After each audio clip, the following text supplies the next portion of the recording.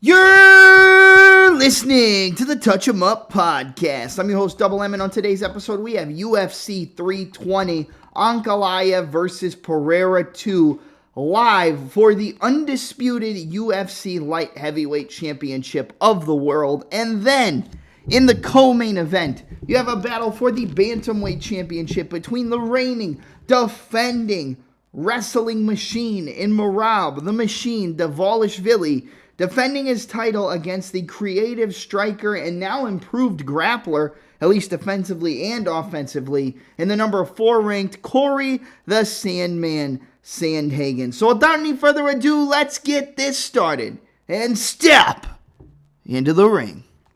All right, guys, I'm going to be completely honest with you here.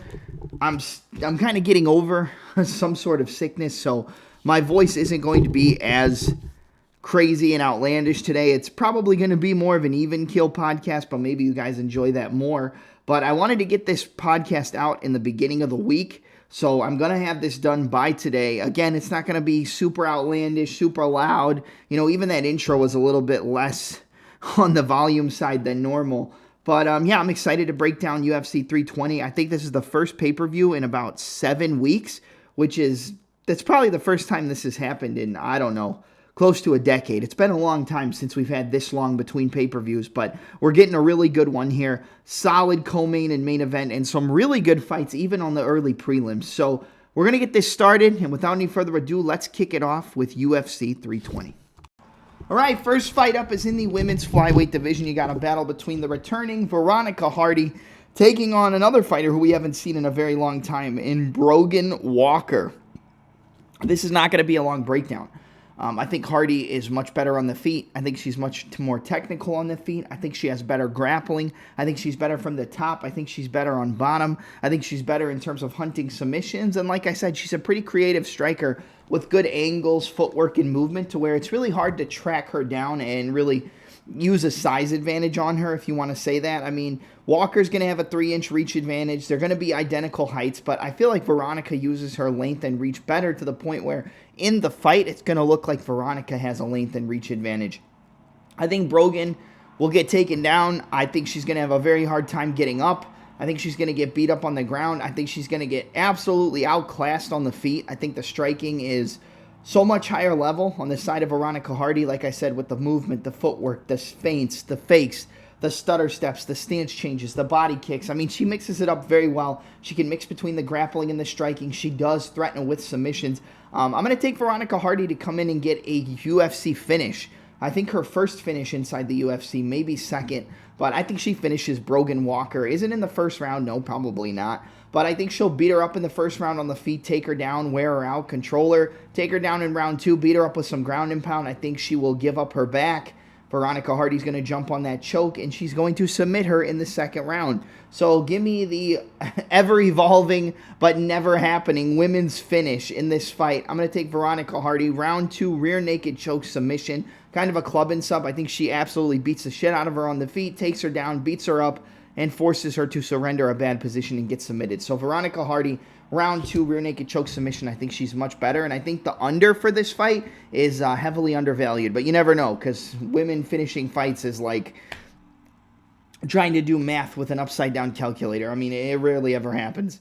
All right, next up is a battle in the welterweight division. You have Ramiz Brahimaj coming off that vicious round 1 submission over Billy Goff, taking on Austin Vanderford, 13-2, who's coming off of his first UFC victory, and first UFC victory via finish, via a ground and pound TKO. Yeah, this is a close one because I think both fighters are pretty similar. I would say when it comes to power and comfortability on the feet, I think Ramiz is way more comfortable. He uses his jab. He feints in and out. He uses his footwork pretty well, you know, kind of does that little angle step, the triangle step, circles off, jabbing to the body, jabbing to the head, looking to set up a big overhand right. He's got a solid left hook as well, but a lot of the power comes from that right hand. Just ask Mickey Gall about that. And we saw in the fight against Billy Goff, I mean, if he grabs your neck, he can submit you as well. I think Vanderford is a guy who has fought better competition in his career, but in the UFC, we still have a lot of question marks. You know, he came in as an underdog in his debut. I think it was either an underdog or a very slight favorite, and he just dominated Veretennikov. Took him down, beat him up, made him surrender, and just kind of worked him over and finished the fight, where I think the finish or inside the distance for Vanderford was like plus 320. So he came through on that one pretty easily. But with this fight, I think Brahimaj is a much tougher test. I think Brahimaj has the ability to hurt him on the feet. I think the power of Brahimaj is going to be the biggest difference here, because I don't necessarily see him taking down and holding down Vanderford. I think if anybody's going to have prolonged success in the grappling with top control and wrestling, I think it probably is Vanderford. But this is a fight where I think it's going to be close either way. I think that there's going to be submission attempts from both sides. I think on the feet, like I said, in terms of technical striking, I would give the advantage to Brahimaj. And in terms of the power on the feet, I would also give that advantage to Ramiz Brahimaj. But something's telling me that I just feel like Vanderford is going to be able to kind of, quote-unquote, embrace the grind here. And he's going to get through some very sticky moments early, probably get put in a sub and work his way out. And I think he's just going to slow cook Ramiz Brahimaj. I think it's going to start to get easier for him to get takedowns. The submission threats are going to come at a less ample rate, and I think it's going to be an overworking from Austin Vanderford. I think he's going to slowly just start to take over. He's going to start to get takedowns easier. He's going to start to control from the top easier. The ground and pound and the passes from half guard to side control to the mount are going to become easier, and I think he's going to finish Ramiz Brahimaj with a submission. I'm going to go with a third round rear naked choke submission for Austin Vanderford, but I would not be surprised if Brahimaj just clipped him and knocked him out on the feet, or rocked him and then jumped a guillotine and submitted him, because I don't think Vanderford's striking is up to par, at least at the UFC level, and I've seen this guy get cracked and wobbled and rocked multiple times before he got into the UFC, so I think Brahimaj does have the power to hurt him and knock him out or submit him, but I'm going to say Vanderford, like I said, embraces the grind, starts to use that wrestling early, lands some shots on the feet, but just starts to break down Ramiz Brahimaj and overwhelm him with the wrestling, and then eventually find a way to take his neck and get that submission. So give me a third round. I'm going to go with a guillotine choke submission, third round guillotine choke submission for Austin Vanderford over Ramiz Brahimaj. And I think this will be a pretty good fight. I really do. All right, next up is in the welterweight division. You got a battle between Punahele, Soriano, taking on Nikolay Veretennikov. Veretennikov's coming off that win via decision over Francisco Prado. He slowed down later on in the fight, but early on was just beating him up and destroying him in that first round, hurting Prado all over the cage, rocking him, dropping him, hurting him to the body, hurting him to the head. And, you know, we've seen Punahele Soriano have issues with kickboxers in the past. I mean, look at Roman Kopylov, and look at what Brendan Allen was able to do. As long as you can avoid those big power shots, he can kind of get stuck there, stuck staring in the mirror, and becoming a little bit too over-reliant on using power shots in order to get knockouts. But I think in moving down from 185 to 170, I feel like Puna has, you know, been able to use his wrestling, and we've seen Veretennikov get taken down, held down, and just absolutely dominated by Austin Vanderford. Now, I think Vanderford is a better wrestler than Soriano, but I also think Soriano has a much higher threat on the feet, which could open up the takedowns and the wrestling for Punahele. And I think if he gets him down, I think he's just going to rain down ground and pound until the ref pulls him off. On the feet, I would worry about the body shots of Veretennikov. I think the knees to the body, the teep kicks to the body, and the rear roundhouse kicks to the body of Punahele are probably going to be his best path to victory. Sorry, I got tongue-tied there. Best path to victory, working the body. We've seen Punahele get ripped apart with body kicks from Brendan Allen. We've seen him get hurt to the body multiple times from Roman Kopylov. So, like, the blueprint is out there, but I do think Punahele is improved. I think at 170, he carries so much power in this division that it really just takes one shot from him to hurt you and put you down. And I do not think Veretennikov's going to be able to survive that. I really don't. Like, maybe he could make it into the second round, but I don't think we get past the midway point of the second round in most cases, and I honestly think Punahele is going to finish him off in round one. He might have a meat and potatoes style of game with a lead hook, the rear straight left and the overhand left, and a decent jab, but I feel like with the threat of the wrestling, he's become more capable as a wrestler at 170 than he was at 185, and I think he could take down and just ground and pound Veretennikov's head into the mat. So I think there's the wrestling upside, I think there's the ground and pound finish upside, and I think the power advantage on the feet is just going to be astronomical compared to what Veretennikov is going to offer, where I think if Veretennikov wins, it would be a late finish towards the midpoint of the second round into the third round, where he survives early and then starts to work the body, starts to work up top, and just starts to pick apart Punahele from the outside. But I don't think he's going to be able to survive. I think Punahele cracks him in the first round, drops him, and finishes him off with ground and pound. Give me Punahele, Soriano to win. I'm going to go with a round 1 knockout victory over Nikolay Veretennikov.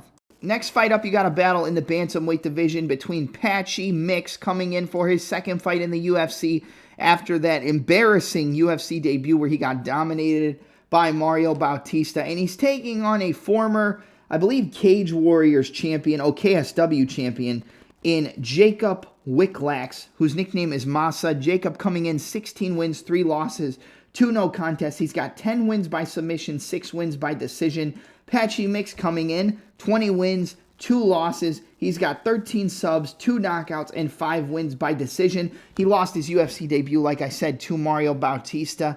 And honestly, I don't think this is an easy fight for Patchy Mix. Jakub Wiklacz has a very solid grappling jiu-jitsu, jumps the guillotine, always looking to hunt the neck. He works the best primarily out of that front headlock position. He can get it from the feet. He can wrap you up on the ground, and he's always going to be looking to set up submissions. He's not afraid to strike with you on the feet, and I don't think Patchy Mix is a great striker either, so I almost want to say I think the striking on the feet might be a little bit even. In terms of the grappling, I mean, I think it's very hard to out-grapple a guy like Patchy Mix. And based on the fact that I think Wiklacz is going to be looking to use a lot of wrestling, a lot of grappling, and looking to threaten with submissions, I think he's going to play into the game of Patchy Mix, and that's actually going to lead Patchy Mix to get the job done here. So Wiklacz is good. I think he's going to have some success in the UFC. I think this is a get-right spot for Patchy Mix, but I don't think this is an easy fight. So if you want me to come out here and tell you I think it's an easy fight, I think Patchy Mix dominates, I don't. Especially after what we saw with the Mario Bautista fight. But I think primarily, you know, when you have 2 grapplers, it turns into a striking match. I think Patchy Mix, I can't even call him the better striker. I'm going to say the striking's even on the feet because he looked so bad against Mario Bautista. But I think he gets right, and I think, like I said, I think Wiklacz is going to play into the game of Patchy Mix. He's going to hunt for submissions, which is going to give up positional advantages to Mix, and I think Mix is just going to eventually find his way to the top position. He's going to, you know, I think Wiklacz will scramble good early, but I think in that midpoint of the second round into the later portions of the second round, I think the transitions from Mix are going to get a lot harder to defend, and I think Wiklacz will start to get tired, and I think he's going to give up a bad position, and I think he's going to get submitted. So I'm going to take Patchy Mix. I think he wins round 2, rear naked choke submission. It's grappler versus grappler, and I think it's very hard to find a grappler better than Patchy Mix in the UFC. You know, you could say, well, look how bad he looked against Mario Bautista. He did, but that was because Mario didn't engage in the grappling.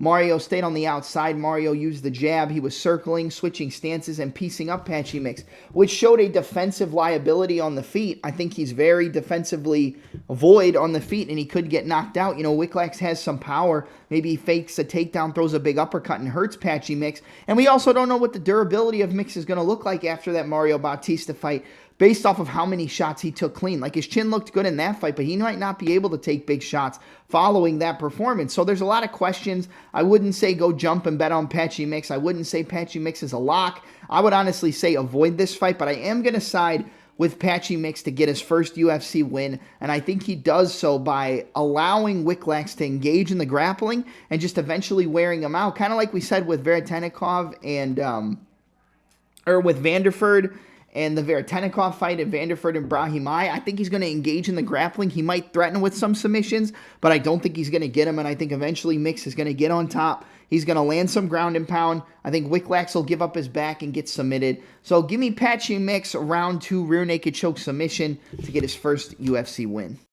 All right, next fight up is in the women's bantamweight division. You got a battle between Macy Chiasson taking on Yana Santos. I think Macy's better than her every which way. I think the only way Macy loses this fight is by just having a mental lapse and allowing for Yana Santos to control her against the fence without a sense of urgency. But I think, in some recent fights we've seen Chiasson. There's been multiple times where she's dropped the proverbial ball and made fights a lot closer than they needed to be, but I think Chiasson is a better striker. I think she switches stances more. I think she throws better combinations. I think her movement is hard for Santos to take advantage of, and I think it's going to be hard for Santos to hold her down. I think Chiasson has been more comfortable in throwing up submissions and going for submissions of her own in recent fights, and I think Yana Santos is going to...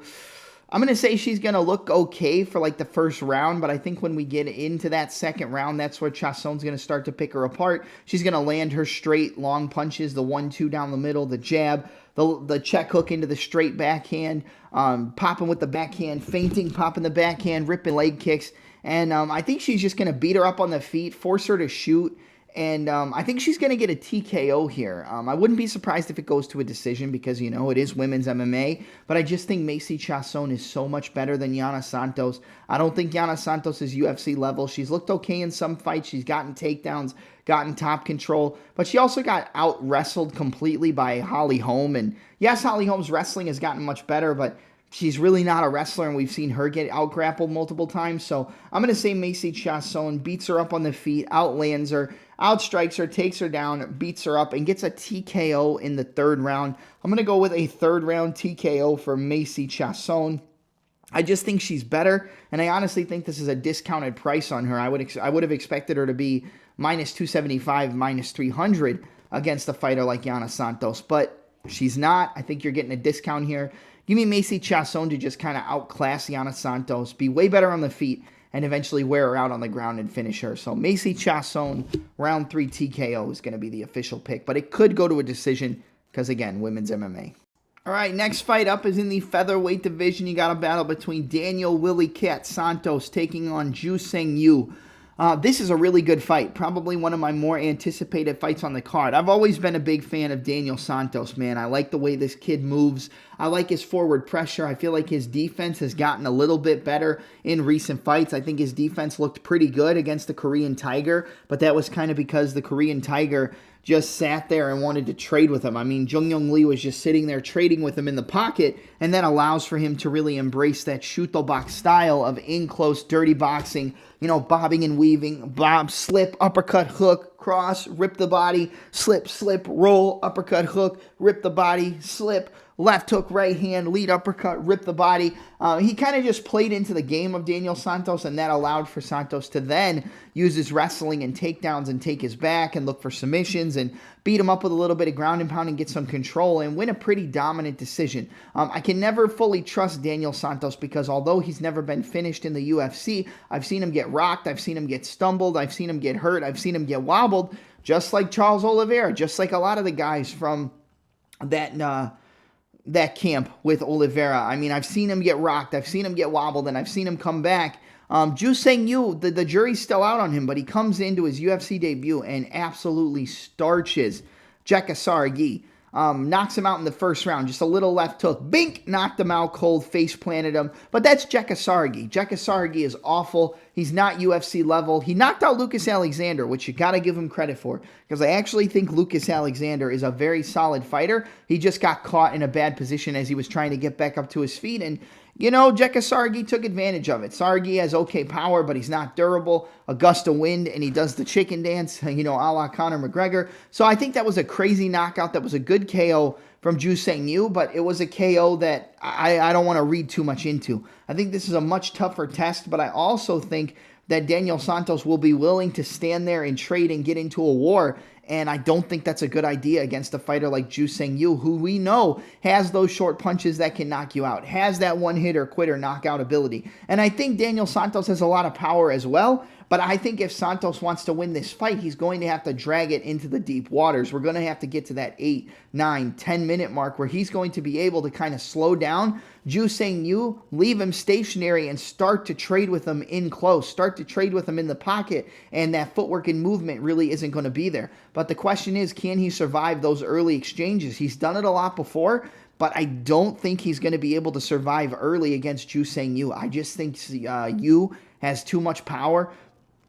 I think he uses solid boxing combinations. He's got good kicks to the body. The angles he uses are solid. And we know that Daniel Santos is going to walk forward and try to get in his face and pressure him. And I think pressuring will work to an extent, but I think it's going to walk Santos into some big shots. And I think eventually Joosang Yu is going to land a big shot that drops Santos.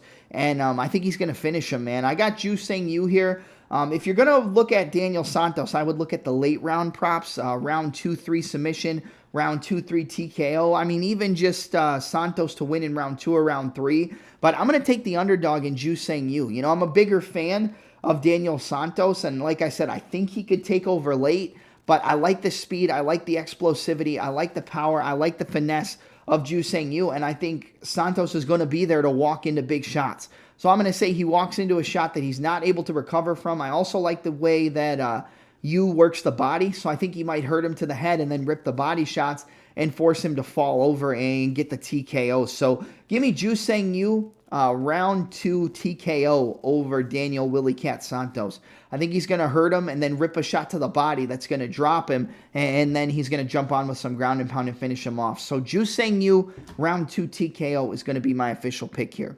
All right, next fight up is a battle in the middleweight division. You got a fight between Edmen Shahbazyan taking on Andre Sergipano Muniz. I believe that's his nickname. Nobody ever says it, though. Yeah, this is a fight where if Edmen gets taken down, he's not getting up and he's getting submitted. And if Edmen doesn't get taken down in the first round, I think he's going to knock out Andre Muniz in the first round. And that's really all the breakdown comes down to. Do you think that the grappling, wrestling, and top control and submission game of Muniz is going to be able to work before the striking and explosivity of Edmen Shahbazyan?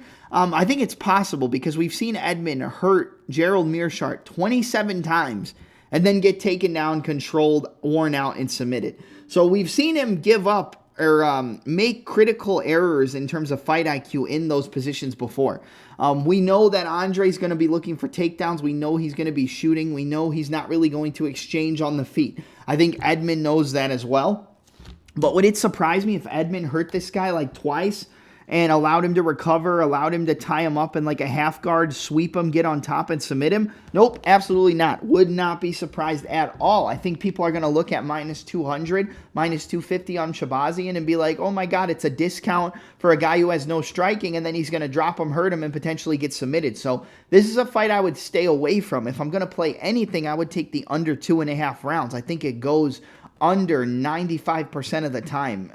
It's either going to be a submission where he just wears out and grounds Edmen Shahbazyan and then submits him, or he's going to stop the takedowns, keep him on the feet, and knock him out in the first round. I'm going to go with the knockout in the first round. I think Edmen Shahbazyan is going to knock out Andre Muniz. I think he has no striking defense. I think he has nothing in terms of striking. I think the only way Edmen loses this fight is if he makes a mistake and rushes too fast if he hurts him or hits him and then allows for Muniz to tie him up and take him down, or he drops him, gets on top of him, and then allows for him to hit a half guard sweep, get on top, and potentially sub him there, which is definitely not out of the question because, like I said, Shahbazyan has made that mistake before. Just go back and watch the fight against Gerald Meerschaert. But in this one, I just think Edmen's going to be too long, too rangy, pop the jab, pop the 1-2, use the check hook, and just knock out Andre Muniz in the first round. He's got no defense. He's older. He can't take a shot, and I think he's going to get knocked out. So give me Edmen Shahbazyan, round 1 knockout over Andre Muniz. But again, I wouldn't say bet the house on it. I wouldn't say bet this fight at all because Edmen might rock him a few times and then jump into his guard and get submitted, or hurt him and then allow him to fall into a takedown and just get himself worn out and eventually get subbed from the top. So the sub from Muniz is live because I think Edmen is a little bit retarded sometimes. I think he's a little bit stupid. I think he makes some mistakes. But at the same time, I think Edmen's got this one. I'm going to say he knocks him out in round 1. Give me Edmen Shahbazyan, round 1 knockout over Andre Muniz. All right, next fight up is in the middleweight division. You have a battle between Abus Magomedov taking on Joe Body Bags Pyfer. I'll go out on a limb and say, I think the more well-rounded striker is Abus. I think Abus is a solid grappler. I think we've seen him use more of his grappling in his submissions in recent fights, like the submission win over Bruno Ferreira. But I also think that the power and size of Joe Pyfer is just going to be something that Abus isn't going to be ready for. Abus is a very explosive striker. He hits very hard, and I wouldn't be surprised if he, cracked Joe Pyfer with like a front kick to the face, or if he landed a big right hand. Like, this guy is a clean technical striker. He uses good length, good reach, good movement. But I just think Pyfer's too much for him. I really do. I think Pyfer just hits too hard. I think Pyfer can use his wrestling and get on top and maybe look to set up some submissions, but I think mainly this will play out on the feet. But like I said, I wouldn't be surprised if Pyfer looked for some takedowns here. I think mainly striking. I think the better kicker, way better kicker, is Abus. If Abus keeps this fight at kicking range, I think he can kind of just pick apart Joe Pyfer from the outside. And if Pyfer just relies on one big shot and that's all he really relies on for the entire fight, then I do think he could have some issues. But the only thing I'll say is, I've seen Abus get hit a lot. I've seen Abus get rocked. I've seen Abus get tired. I've seen Abus get dropped. And I've seen him get overwhelmed before. And like the shot that Kelvin Gastelum took in the first round, if that hits Abus, Abus is knocked out. He's not going to survive. So people are going to look at, well, Kelvin made it 3 rounds. He arguably could have won. That is true. But at the same time, like, I don't think Abus is anywhere near as durable as a guy like Kelvin Gastelum. So, and if he does get rocked and shoots takedowns, I don't think he'll be able to panic wrestle against Joe Pyfer. I think if he sets up the takedowns, they'll be, he might have some success. But if he gets rocked and then gets hurt and he panic wrestles, I don't think he's going to be able to take down Pyfer if he's just holding on for dear life trying to get takedowns in order to survive. So, at the end of the day, I think Joe Pyfer wins. I think he probably knocks him out early. But if this somehow went to a decision, I wouldn't be surprised. Because all these fucking fights that we sit here and say, they're going to go to a decision, or they're going to finish inside the distance, they're going to be a knockout, they're going to be a sub, somehow they fucking go to a decision. Because fighters are just too smart to get into a brawl. They're too smart to engage, and they just want to stay on the outside and play games. But with this one, I think we will see a finish, and I think Pyfer is going to find the chin of Abus Magomedov. So I'm going to say Joe Pyfer, round 1 knockout. I think that he's going to hit Abus, and I think Abus is going to go down. The later that the fight goes, I would say maybe Abus has a big advantage in the midpoint of the second and into the third, but we've seen Abus's cardio fall off a cliff in the later rounds. And it looked better against Bruno Ferreira, but I don't think it'll look better here. I think if we get to that third round, I think both fighters are going to be exhausted, and maybe the volume striking of Abus could win him that round. But to be quite honest, I'm going to take Joe Pyfer. I think he wins by knockout. Give me Joe Pyfer, round 1 knockout over Abus Magomedov. I just don't think he's going to be able to take the shots. All right, up next, you've got a battle in the featherweight division between Josh Emmett taking on Youssef Zalal. Obviously we know that Josh Emmett's always live for a knockout, but he doesn't have a lot of volume, he doesn't throw a lot of shots, and he basically relies on getting knockdowns and potential knockouts in order to win these fights. And don't get me wrong, I think that he is a very solid striker in terms of setting up his power, and if he lands on the chin of Youssef Zalal, I think he can knock him out. Like, I'll be the first guy to say, I think Emmett could knock out Youssef Zalal. He uses a lot of lateral movement. He sticks on the jab, the check hook, solid front kicks to the body, but he does circle and pull his head away a lot. If Emmett goes with that jab to the body and then catches him with the overhand right as he's circling to his left, I would not be surprised if he catches him circling and switches stances with an overhand and drops Youssef Zalal and knocks him out cold. You want me to sit here and tell you I'd be surprised at that? I'm not going to tell you that, because I think Emmett could knock out Youssef Zalal. But what do I think is actually going to happen? I just think Zalal's going to be too fast, too elusive, and too good on the outside for Emmett to even come close to winning this fight. Every time Emmett loses, we don't really see him get finished. Like, he got knocked out by Jeremy Stephens. He got dropped and could have gotten finished by Ilia Topuria, but I think Topuria just kind of played it safe and just continued to dominate. But, the guy usually doesn't get finished. Historically, he loses fights by decision if he loses. Lerone Murphy, decision. Ilia Topuria, decision. Name a bunch of different fights that Emmett's lost. He's usually losing by decision. I think this is no different. I think that Youssef Zalal is going to be too fast. He's going to be too long, too lengthy. Use his length and reach and use that outside footwork. I think people are going to be mad because it's going to be boring. People are going to get upset. But he's just going to pick him apart from the outside. He's going to use his jab, use his footwork, use some front kicks to the body. I think a couple of those overhands are going to come close. Like I said, Emmett's always live for a knockout. I think it's knockout or bust in this fight against Youssef Zalal. But I just think Zalal is too fleet-footed, too good at the lateral movement, and too good on the outside, and he's just going to pick him apart for 15 minutes. Like, I don't even really think the fight's going to be close. I think it's going to be 30-27, Youssef Zalal unanimous decision.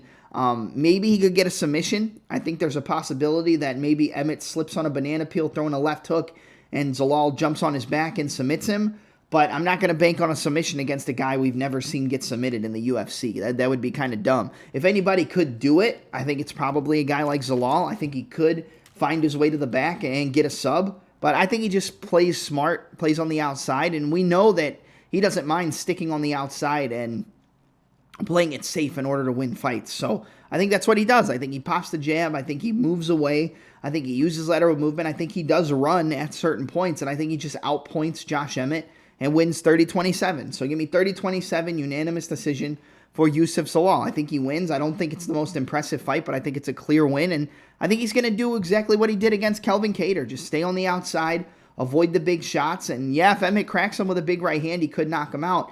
If he traps him against the fence and circles him into a big power shot, then yeah, Emmett could win.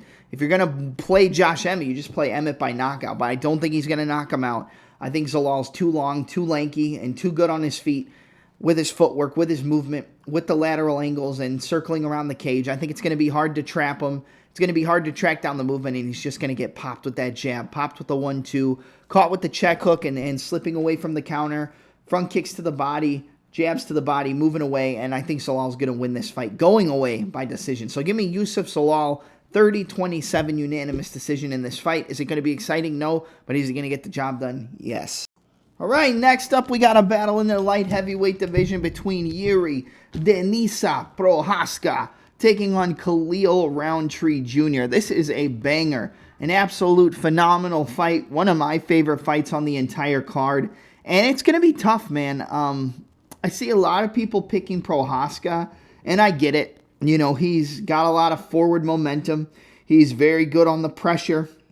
He takes big shots early and comes through, moves forward, pressures the opponent, draws out bad shots, and eventually knocks them out. But he takes his fair shots along the way. He takes a lot of big cracks, big counters, gets rocked, gets wobbled, but just finds a way to slip, move, switch stances, kind of like the light heavyweight version of a Dominic Cruz. That's always kind of what I've compared Prochazka to, and I think that's a pretty good example, man. He's switching stances, orthodox southpaw. He switches mid-combination. He steps in with those straight, like, wushu sando punches, you know, Wing Chun punches, straight punches right down the middle. Keeps his head on the center line, but just slips off, hands down very low. I do worry about the leg kicks. I think Khalil is going to chew up the lead leg of Prochazka, whether he's in orthodox and he's chopping to the inside or whether he's in southpaw and he's chopping to the outside of the lead leg. I think that lead leg is going to get pieced up. I think it's going to get ripped apart. I think it's going to be destroyed.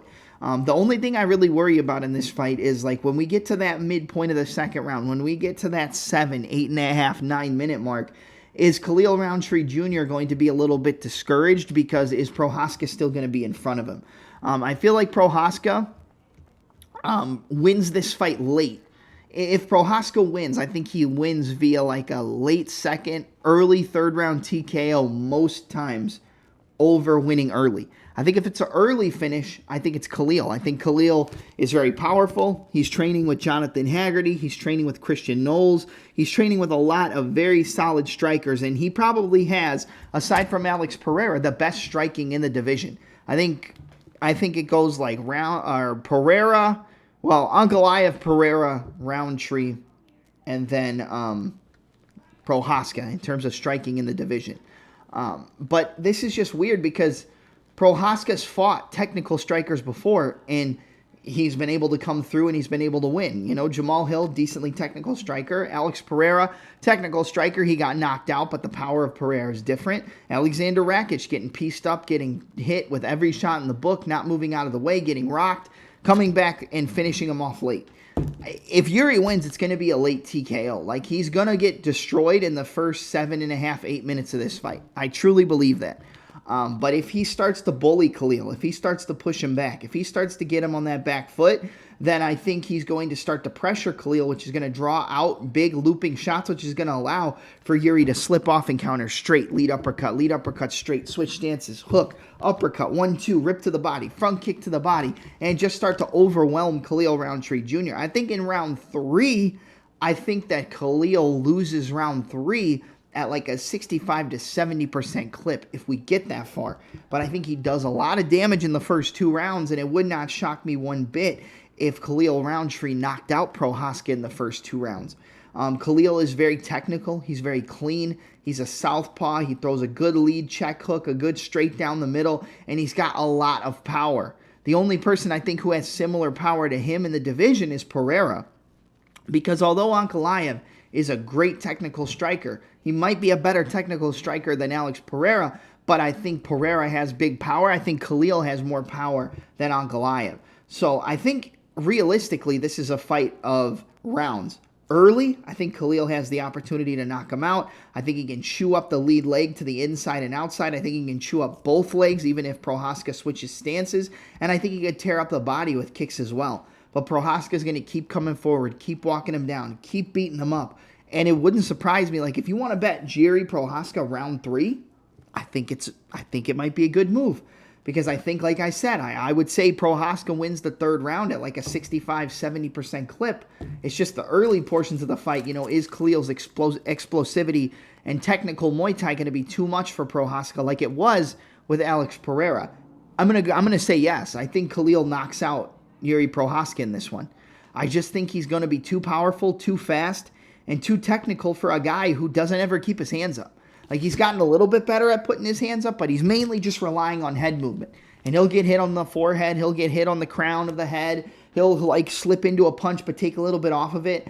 I think that straight left hand and the inside and outside leg kicks of Khalil are going to slow down Prochazka so much that he's going to be much more stationary and not be able to move. And I think Khalil's going to knock him out in the 2nd round. I think he lands a big bomb of a straight left hand and sits down Prochazka and TKOs him. So I'm going with the underdog. I'm going to go with Khalil Rountree Jr. round 2 knockout over Jiri Prochazka. Like I said, if it gets into the 3rd round, more often than not, I would probably be on the side of Prochazka. I think he's very good. I think he's going to probably overwhelm, slow down, and just outpace Khalil if it gets to the 3rd round, but I don't think it's going to get that far. I think the inside and outside leg kicks of Khalil Rountree, whether, Prochazka's an orthodox, which would go to the inside, or southpaw, which would go to the outside, I think he's going to piece up those legs, rip them with boxing combinations, and I think that straight left is going to land right on the chin and knock out Jiri Prochazka. So give me Khalil Rountree Jr.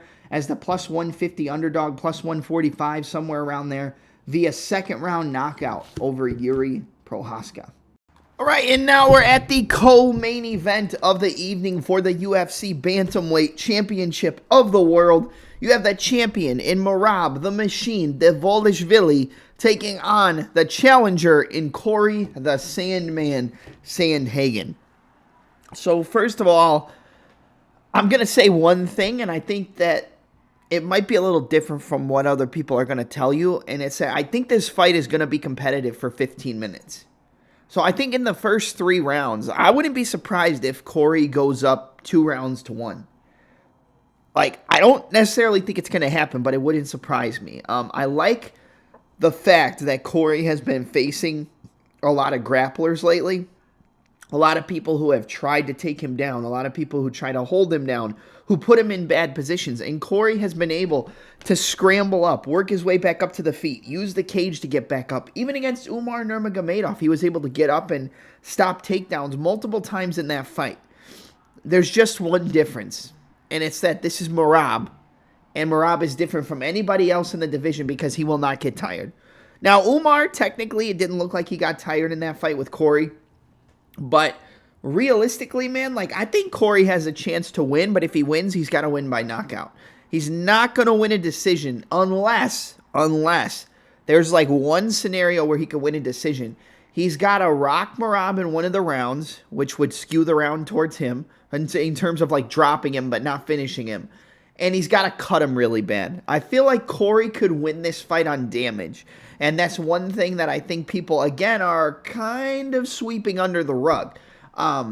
If you watch the Song Yadong fight, now Song Yadong and Merab, it's a completely different matchup, But I do like Cory's use of knees, whether it's knees in the clinch, knees, flying knees, or knees up the middle. And I feel like elbows might be a decent weapon, but I don't really think the elbows are going to be there because I feel like Merab will catch him coming in with the elbow, change levels, and go into the takedowns and the body locks and the chain wrestling. So the elbows are actually going to open up the hips of Cory for Merab to get underneath and take him down. So I don't necessarily think the elbows are going to work, but I will tell you, I am like 95% confident that if Sandhagen wins, it's with a flying knee knockout. That's really the only way I think he wins this fight. He's got good angles, good footwork, good movement. He pitter-pats with the jab and sets up inside and outside low kicks. He stabs to the body. I'm a much bigger fan of Cory Sandhagen than I am of Merab Dvalishvili. Like, I'm not going to sit here and lie to you, but I still think Merab is just going to be too much for this guy. Like, I think the longer that the fight goes, the pace, the forward pressure, the chain wrestling, I think Cory will be there to defend, like I said, for the first 3 rounds. Like, I think it's going to be very hard for Merab to take him down. I think if he does take him down, I think Cory will get back up to the feet, and I think Cory will be landing the better shots. But I just think when we get to the end of that 3rd round, when we get into the 4th, when we get into the 5th, the forward pressure, the wrestling, and the constant, like, chain wrestling of Merab is just going to drain Cory Sandhagen. It's going to wear him out. And I do think that Merab is live for a submission in the 4th and 5th rounds. But I don't think he's going to get it. But I do think he's going to clearly win the championship rounds. And he's going to steal one of those first 3. I'm going to say Cory is up 2-1 going into the championship rounds just by using good defense, kicking the legs, popping the jab, landing some knees to the body. And like I said, I do think Cory's live. Maybe he could land a knee to the body and hurt Merab and TKO him, but if he does knock him out, I think it's with a knee. I think it's with a knee to the body or a knee as he changes levels, and he comes right up the middle and knocks him out on a level change.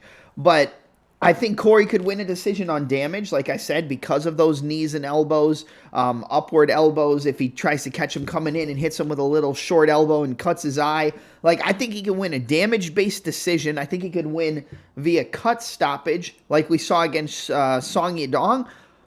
But I think for the most part, it's like 80% he's got to win by knockout. And it's going to be done with one of those flying knees up the middle or a knee on a level change or potentially a knee or like a front kick to the body. We did see Sean O'Malley hurt Merab right to the liver or the breadbasket and almost sit him down. So I think that the body work of Cory Sandhagen is going to be a good weapon here. But I would venture to say catching him coming in on takedowns with knees to the body or using that front stabbing snap kick to try to take the air out of Merab. Merab's the guy where like you can hit him on the chin, but he's going to be hard to finish. I think if you go to the body, like we saw in the Sean O'Malley fight, I think that you might be able to get him out of there.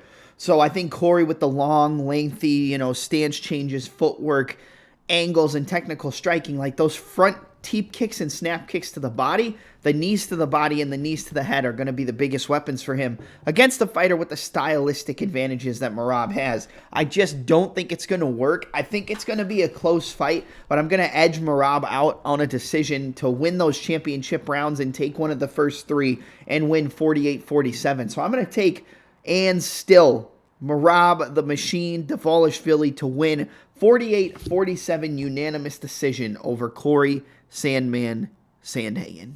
All right, and now we are at the main event of the evening in the rematch for the UFC Light Heavyweight Championship of the world. You have the champion in Magomed Ankalaev defending against Jama Alex Poatan Pereira. Huh? Okay. So, man, that first fight was really close. Really close. Close to a point where you could have arguably given a split decision to Alex Pereira. And the crazy part is I actually had, I think I did like a $5 bet on Pereira by split decision. It was like plus 3,000. And, man, I was feeling a little bit confident. I thought Ankalaev won. But, like, you never know with the judges. So, the fight was close. And Pereira picked it up in the 5th round. He stuffed a lot of takedowns. He even foot swept Magomed Ankalaev. He obviously got hit with that big left hand and rocked against the fence, almost knocked out. But he survived. Yeah, like, listen, if you're on the side of Poatan, I understand. If you're on the side of Ankalaev, I think you have your reasons as to why.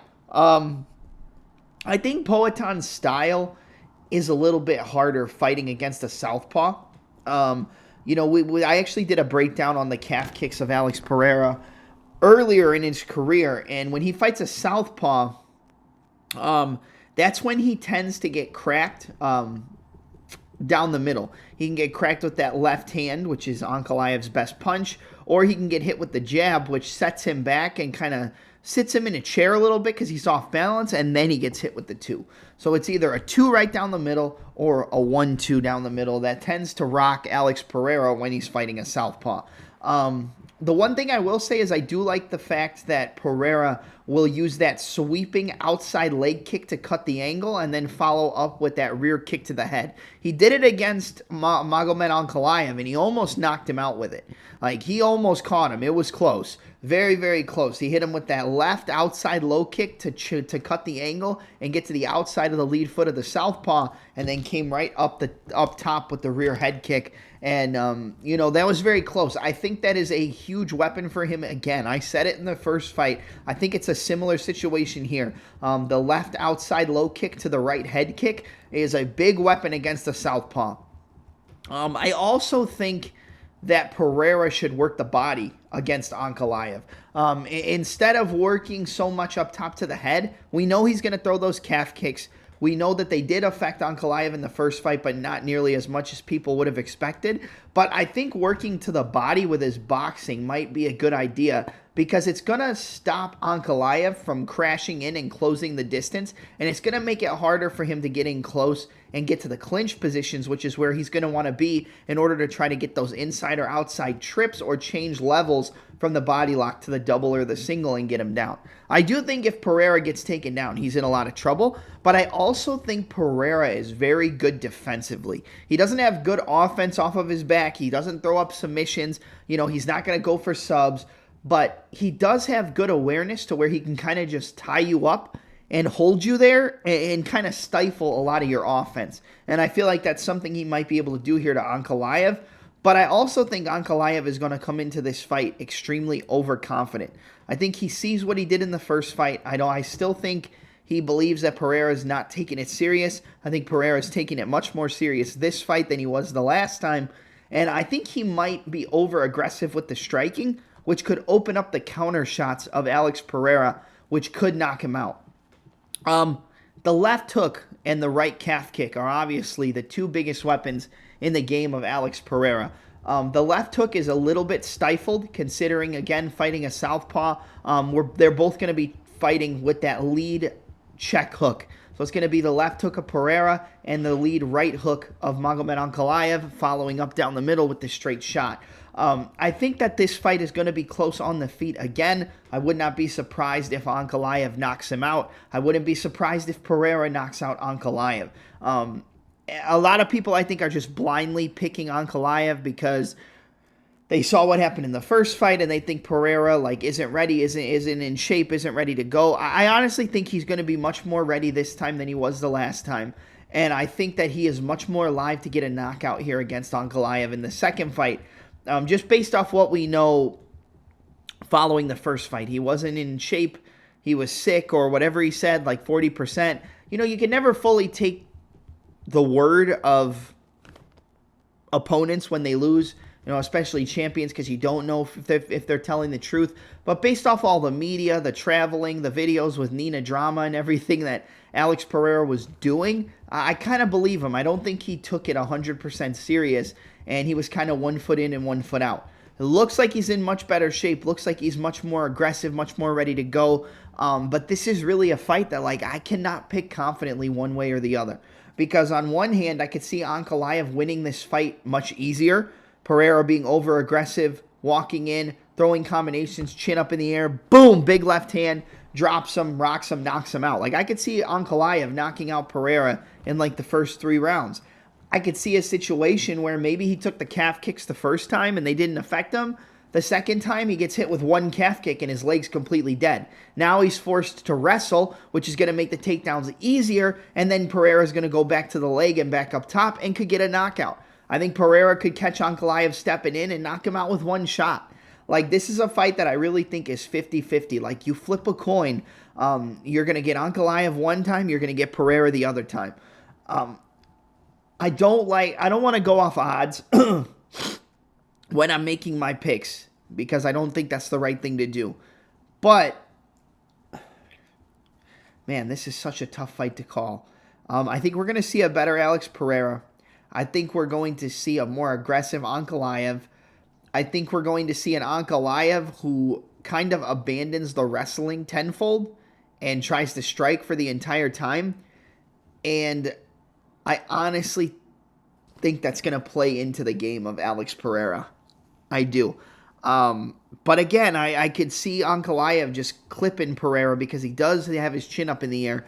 And he kind of uses that high guard, but a little bit in front of his face, and then throws those calf kicks. I could see him just catching him right down the middle and hurting him and putting him away. I really don't know, guys. Like, this is one I really don't know who I want to pick, because I could see either side winning. I don't want to pick off the odds. A day or two ago, I was on Ankalaev. Then I was back on Pereira. Then I'm back on Ankalaev. Now I'm trying to make my decision as to who I think is going to win. Just based off the fact that most of the time when you get these style of rematches, the guy who won the first time tends to win and wins more dominantly. I'm going to take Ankalaev by knockout. I don't want to. I really don't. But I can't pick with my heart. I got to pick with my head. I hope I'm wrong. But I'm going to take oh, wait a minute. You know what? I'm switching it. There's a sign. Give me Alex Pereira. Give me Alex Pereira by knockout. I was going to say Ankalaev, and I said Pereira. Like, it just came out. So give me Alex Pereira. I think that's a sign. Give me Alex Pereira by round 2 knockout over Magomed Ankalaev to become the new UFC light heavyweight champion. All right, that's it. I'm out. I'm your host, Double M. This has been UFC 320, Ankalaev versus Pereira 2, preview, predictions, and breakdown. I'm your host, Double M, and I'm out.